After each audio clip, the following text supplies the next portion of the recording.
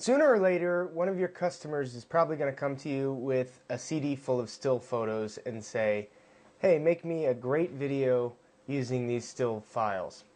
Well, it's really tough to make interesting video out of still pictures, but I'm sure you've seen it done, especially if you've ever watched a Ken Burns documentary. You've seen the pan and scan. I'm going to show you how to do that in Boris, and I'm also going to show you how to do something even better and add a lot of motion, depth, and aesthetically pleasing changes to your still images. First, let's start with the pan and scan.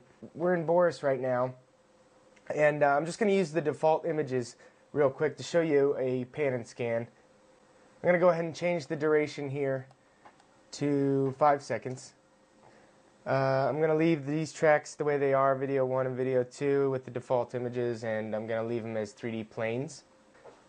Alright, so now we're going to pretend that this soccer ball image is the one that we want to pan and scan. And so far I haven't said anything to you about these OpenGL interactors. If you don't have these, you can try to turn them on up here in the Preview OpenGL Interactor, Show Interactor. You can try to turn that on. If your card won't support it, it won't support it. Sometimes your card says it won't support it, and really it does. So go ahead and give it a shot, even if your card says it's not supporting it. I do have these OpenGL interactors, and on this particular computer, it told me that my video card couldn't support it. So it does work once in a while, when it says, even when it says it's not going to. Real briefly, the OpenGL interactors, you can see these are cones here now, and that means that it's going to allow me to change the position, where this file is, where this image is. We've got X here, Y, and then we've got Z, which is the depth here. It goes in and out. You can reset it. If you push E, let's see. If you push E, you'll get round spheres here. And what that does is allow you to twist on the X and Y axis. So that's spin and tumble, and also rotate on the Z axis. Again, these are just more ways to do what you've already learned to do in the controls window. So that's E. And then R gives you squares here, and this is resize.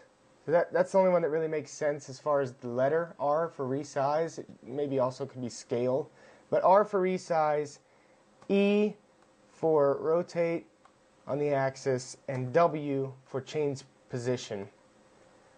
And these OpenGL interactors are handy because you can see at the end here, you can always tell what mode you're in. So that's nice. And the default is these position. So I'm going to hit Control Z. Actually, I'm going to come over here to the controls window and just go down to the bottom and click Reset. And that's going to reset everything in the tab. And then I'm at my first keyframe, so I'm just going to move this. Actually, I'm just going to pull this in.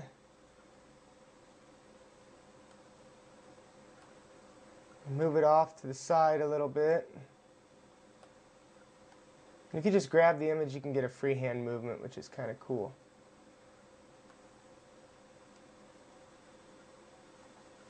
Now this doesn't look fantastic, obviously, because it's the default image. I've also got it in draft quality and half scale. But it's not going to look great anyway because I've blown it up so much. If you're going to do this with an actual photo, you need to make the photo fairly large.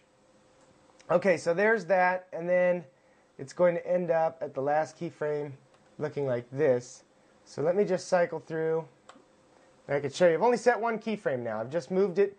I've enlarged it and moved it off the screen a little bit, and now you're going to get the Ken Burns pan and scan look. And that adds a little motion to a still photo. You can concentrate on one particular part of the photo and then zoom out and reveal the whole entire photo slowly. So that's one way to do the pan and scan. It's very simple. You just set the keyframe, the first keyframe where you want it, and then the last keyframe would be the default. You can also start at the default and zoom into a photo, and you can imagine that all you have to do is set the last keyframe. In this situation, reverse the first and last keyframe, and you'd have exactly what you want. Okay, so you get an idea, but you probably don't know exactly what you can do with this. So let me reset everything here. And now I'm going to actually apply this to a real photo. So I want you to come down here to the timeline window, and you can do this with me. Follow along from your RED data CD included with the series. I want you to click this V1, change that track media to a still image file, which is going to prompt a dialog box to come up. And I want you to navigate to the RED data CD and open up Photo Magic. And in there, there's a file called boyandgrandpa.jpg. Go ahead and open that up. And that's going to put that file on track 1. So now, as you can see, we've got this photo here in our composite window. Although not the entire photo isn't in there, so I'm going to go ahead and scale this down a little bit. Oh, I don't have my scale locked. I'm going to lock my scale first, and then I'm going to scale it down a little bit and see where there it is. Right about there is right where I want it. What I want to do with this photo is, you see how the boy is in the foreground, the grandfather is in the background. What I want to do is separate these a little bit so that I can manipulate each different layer. I want to make another layer out of this boy, separate him from the background, maybe zoom in on him only, and blur out the background, give myself a little depth of field. It's going to look very interesting. The way we're going to do that is we're going to go ahead and draw a mask around this boy. And we can use just about anything we want for a mask, but what we're going to use is a spline track. So I'm going to click this right here for a new spline media shape. And there's our spline track right there. And also our tools show up. Right here, they kind of popped up out of nowhere. So we've got our tools, and the pen's already selected. So what I'm going to do is I'm going to basically draw around the boy. But first, I'm going to turn the mask, the face of this spline track off. And I'll tell you why I do that in just a second. But just trust me and turn the face of this spline track off before we go up here to draw. Alright, so here we are. We can even bring our tools over here if we want. And we've got our pen selected. So I'm going to actually put my tools back over here where I can't see them. And then I'm going to basically just draw around this boy. Now if you want, you can zoom in a little bit, get a bigger picture, and that should probably help you. That should probably help you be able to see a little bit better. So grab my face track here, grab my pen tool, and I'm just going to start marking points. Now if you click and drag a little bit, you'll get these Bezier handles that allow you to make nice curves. So you might want to do that. Try that out. Get this curve around the boy's back. And you'll just make a keyframe every now and then. You can always go back and add keyframes. I'll show you that in just a minute. But we're basically just going to draw around the boy. And if you've worked with Photoshop at all, you've done this a number of times. This is a great time to have an external monitor, so you can see how well your mask is getting in to these grooves. And this boy has particularly messy hair this day, so that's not going to help us, but we'll get by. It doesn't have to be perfect right now. Again, we'll work it all out. But on the curves, make sure you click and drag just a little bit to get those Bezier handles out. So we'll need those later. And we're just going to draw around the boy. Notice when we make a point, it goes into draft mode for just a second. Even farther into draft mode, into probably quarter scale, so that it knows it's doing its best job to help us out here. And I'm coming around now, making points. I've got quite a few points actually. And then my last point is going to be connecting to my first point. Now I've got a mask. The reason that we turned the face off is because if we had tried to make this mask with the face on, when we got around to probably here, it would have started filling in everything, and we would have eventually lost our way around here. We wouldn't be able to see the points that we were trying to make. So that's why it's important to turn the mask off while you're making these points. Just turn the face off just a little bit. Now if you need to go back, you see right here I kind of got inside the boy's cheek here, and all I have to do is grab this and drag it out. I can adjust my points as so all the way around. I think I got a pretty good job though. Not too shabby. Doesn't have to be perfect. Okay, well it does sort of have to be perfect, but for this example it doesn't really have to be perfect. But I'm just kind of tightening up places here, making sure I got inside, and again I can go down and zoom in to 200% if I want to and really take a good look at these edges. You can see that shows me there that I missed this one by quite a bit. And that really helps you get in good there.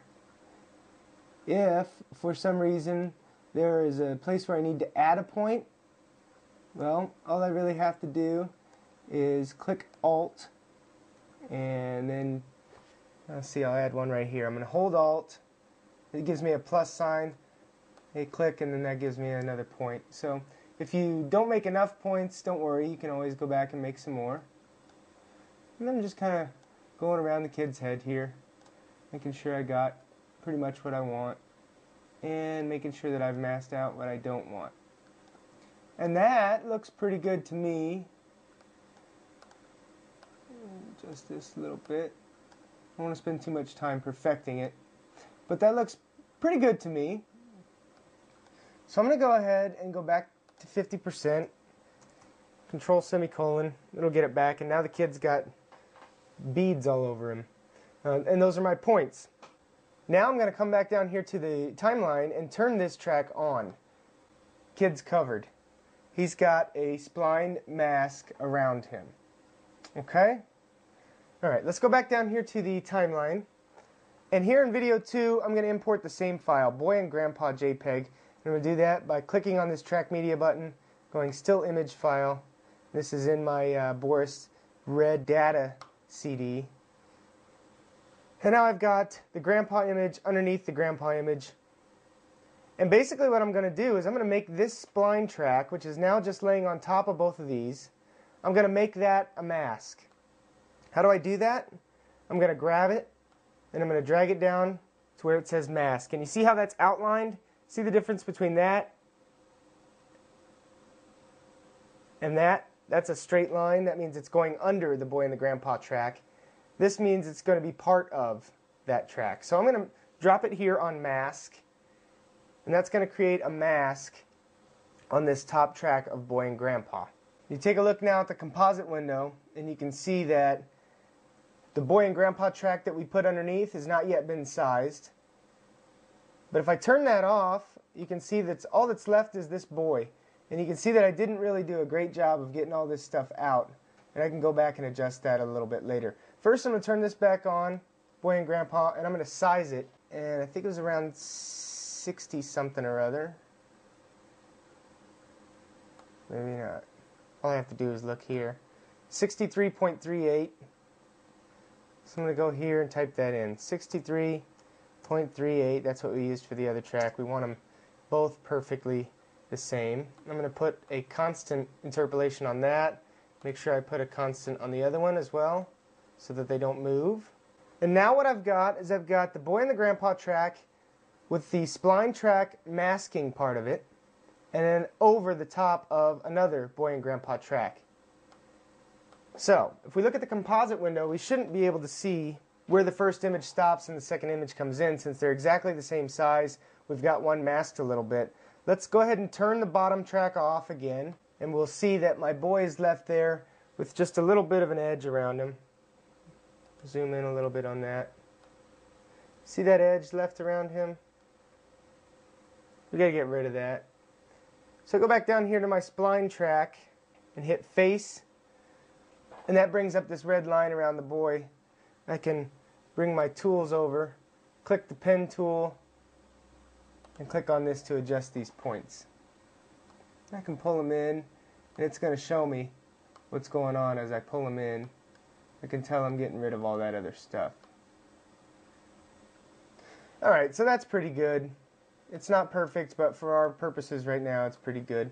Let's go back to 50%. I'm going to turn back the other track on and kind of click off here and get rid of that. And you see now that we've got the Boy and the Grandpa. We've got the mask here that you can see, and I'm just going to click off that spline track to get rid of that. So now we've got Boy and Grandpa and Boy and Grandpa. So what I want to do is create a depth of field by adding a little blur to the bottom track. So I'm just going to go here to Filters, Color and Blurs. All the way up here is Gaussian Blur. And I'm going to select that. Now you see the blur track here, and here's my first keyframe. And that means that I can go up to the controls window and set some controls for that. But let's take a look at it. The default setting is 20 horizontal, 20 vertical. That's okay for me, I think. Let's take a look at it in the composite window. And that's what it looks like. We've definitely got some foreground, background stuff going on here. We've got the boy, and we've got the grandpa in the background, which we can't really see right now, but that's a pretty cool depth of field effect.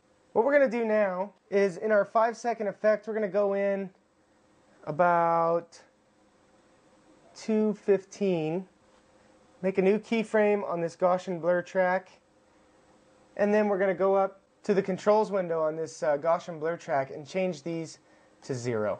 So we're going to take the blur out completely over the course of that 2.5 seconds. Let's put a hold on this so it stays in focus the whole time after that. I'm going to click back on my first Gaussian blur keyframe, and notice I don't have an interpolation here. I'm just going to put a linear interpolation.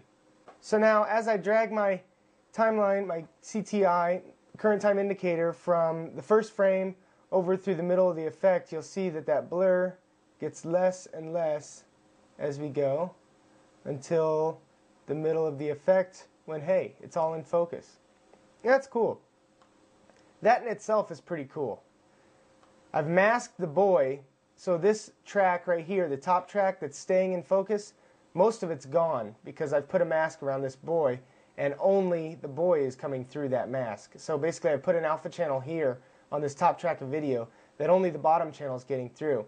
And I can demonstrate this by turning off the top track, and you'll see that the boy is also out of focus on the bottom track. So all that's happening is the bottom track is being blurred and the top track is staying in focus. However, we've only got the boy on the top track and the rest of it's alpha channeled out. So it gives the appearance of a little depth of field action going on. Alright, there's one more thing I want to do. I think we could actually make this even better. I want to move the boy closer to the viewer and then kind of zoom him out. So we get kind of like a zoom out, rack focus type effect. If I do that though, I've got a mask in here, a spline track, and if I just do that to the boy and grandpa, look what happens. I'm just increasing the scale of the track, and look what happens. My mask doesn't go with me. So the mask stays the same size. The boy on the top track gets bigger, but you know what? He doesn't come all the way through because all we've masked is this part. So what we're going to have to do is move the mask and the top track at once. How do we do that? We build a container. That's really a heck of a lot easier than it sounds, and I'll show you. All you have to do, we're going to pick this track here, the one with the spline track and the mask on it, and boyandgrandpa.jpg we're going to turn into track new 3D container. As you can see, you got a new 3D container here underneath it, the boy and grandpa JPEG. Our second track is still all by itself. You can tell that because these are actually tabbed in a little bit. But our second track is still all by itself. The first track is here in a 3D container. And we can rename this 3D container. We're just going to call it boy container. Now what does that mean? That just means that our mask and our media are going to move at the same time. And as I adjust the scale for the container now, you'll see that the boy and the grandpa get bigger. And after our accelerated draft preview stops, you can see that track number 2, boyandgrandpa.jpg with the Gaussian blur on it, is still back behind there. We do need to tighten up this mask, but again, that's very simple to do. I want to move this boy over a little bit though. I'm going to adjust my position X. Just move him over just a little bit here. And there he is. He's a little bit in front of the grandpa now, but it's all blurred out, so it's okay. And I left ease in and out interpolations on the scale and the position, and that's fine because eventually they're going to go back to regular size. Down in the timeline at about 2.5 seconds, I'll click, make myself a new keyframe there, reset my parameters here, make him reset there, make 100%, oops, 100% there, and that's what it's going to look like.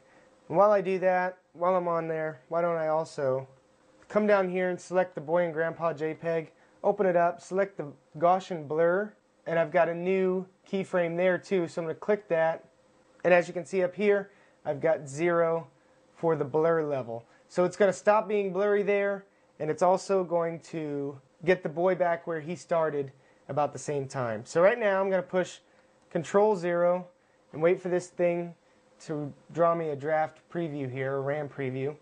Again, I do see this mask is a little bit out, but we did a quick job there and we can always come back and refine it. But notice the render, as it shows you, the blur is getting increasingly less and less as the boy goes back to where he belongs. And notice also that you can't see the boy behind him, which is pretty cool.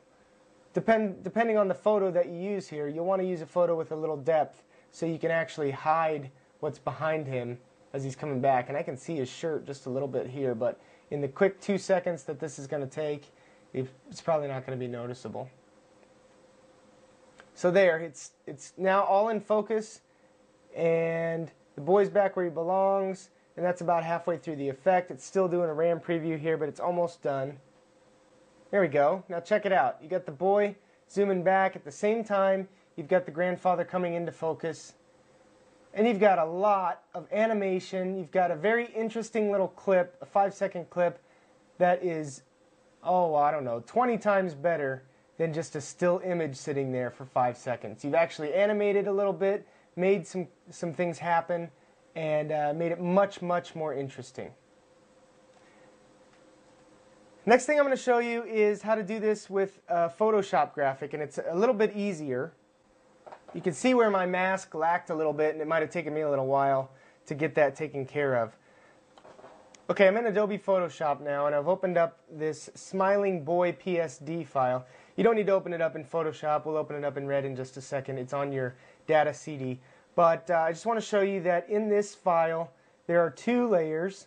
There's the background layer, which is that one you see, and then there's the boy all by himself floating on top of himself, basically on the second layer. So understand that you've got 2 layers here. You've got the boy all alone, and then you've got the background layer as well. Okay? That's all we really need in Photoshop. Let's go back to RED. And I am going to go File, New Project. I do not want to save my effects settings. Got the old soccer ball back. And down here in my timeline window, I'm going to go ahead and select a still image file. And when the window comes up, I'm going to select Smiling Boy PSD. And there we have our Smiling Boy PSD. And we can move it around just like we can in the other file. But what I don't see is the other layer. I only see this one layer. Now why is that? Because in Boris RED, if you want to use your Photoshop or Illustrator layers, you have to convert the track to a 3D container first. Again, it's super easy. We'll go down here to Smiling Boy PSD, click it, track, convert to this time we'll convert to container. So we convert that, and then lo and behold, we've got our layer 1 and our background. And if we isolate these, we isolate our layer 1 here by turning background off. You can see that we've got the boy all by himself against the default video 2 background, which we can also just delete. If I delete it here, you can get rid of it. Now you'll see the boy there all by himself. If I turn the background back on, you see everything else. Now that's a very simple way. You don't have to use a mask to isolate any of the video, and you only need one track or one still image. So if you can pre-treat your images in Adobe Photoshop, you can actually get ahead a little bit. Let's do the same thing with this that we did with the other. And how I would do that is just to make some adjustments to layer 1. I'm going to click layer 1, go up to the controls window here. I'm going to increase the scale, and as I do that, the boy gets bigger there, showing me it's exactly what I want. And because this isn't a huge still image, it's going to look a little grainy, but for our purposes, it's okay. So you're increasing only layer 1 scale. Let's just put it at 200. Give that little boy a place to be, and pull him down just to... If we pull him down too much, we start seeing him behind himself. You don't want to do that. So we'll see. Actually, let's just go back where he was. That's pretty good. And we'll use this default interpolation of ease in and out. And as I go down here, I'm moving down through the effect. I'm going to go to about 2.5 seconds, the middle of the effect. Again, Control and N for a new keyframe. And I'm going to decrease the scale back to 100%, so he goes back to normal. So there he is back in his position at 100%. And that's halfway into the effect here. We can add a little Gaussian blur to this background, the same way we did before. Go back to the very first frame and you see our boy jumps up because that's where he's going to be. Filters, Gaussian blur. We add that. 20 is good default. Let's go down to midway point. Add a new keyframe there, Control N. And then we're just going to input 0 here. And then hold. Over here we'll go back and put a interpolation, we'll go linear. So that's going to take our Gaussian blur from 20 horizontal and vertical all the way down to nothing in a linear fashion. So now all that's left to do is hit Control 0 and watch this thing work its magic. And there it is. And that's how you can do something really, really cool with one still image and nothing else. So if your customer gives you a still image and says, hey, I need you to run with this, now you've got some more options. Rather than just panning and scanning, you've got some serious options to really go after doing something cool.